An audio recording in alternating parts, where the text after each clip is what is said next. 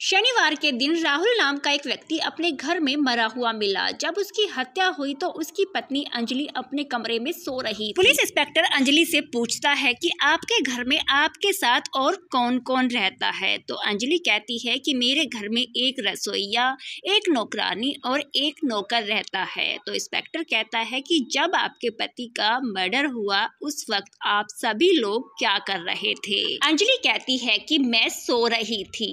रसोइये के बारे में अंजलि बताती है कि वह नाश्ता बना रहा था। नौकरानी के बारे में कहती है कि वह सफाई कर रही थी। नौकर के बारे में बताती है कि वह चिट्ठियां निकालने गया हुआ था। अंजलि की सारी बातें सुनने के बाद पुलिस इंस्पेक्टर समझ जाता है कि उसके पति राहुल का मर्डर किसने किया है और वो अंजलि को गिरफ्तार कर लेता है। तो गाइस, क्या आप बता सकते हैं कि पुलिस इंस्पेक्टर को कैसे पता चला कि राहुल का मर्डर अंजलि ने किया है?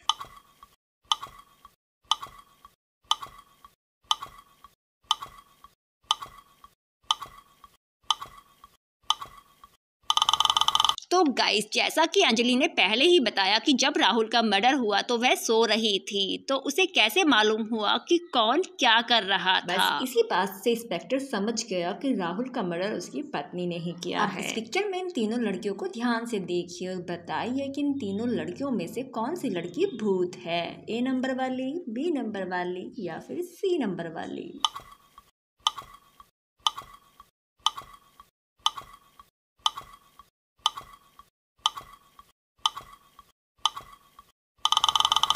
तो गाइस, इस पिक्चर में सी नंबर वाली लड़की भूत है, क्योंकि अगर आप पीछे मिरर में ध्यान से देखोगे तो ए नंबर वाली और बी नंबर वाली लड़कियों का रिफ्लेक्शन दिखाई दे रहा है, जबकि सी नंबर वाली लड़की का रिफ्लेक्शन मिरर में दिखाई नहीं दे रहा। अब इस पिक्चर में इन दोनों लड़कियों को ध्यान से देखिए और बताइए कि इन दोनों लड़कियों में से कौन सी लड़की आदमी है। देखिए, सोचिए, समझिए और अपना जवाब हमें जल्दी से कमेंट कर दीजिए।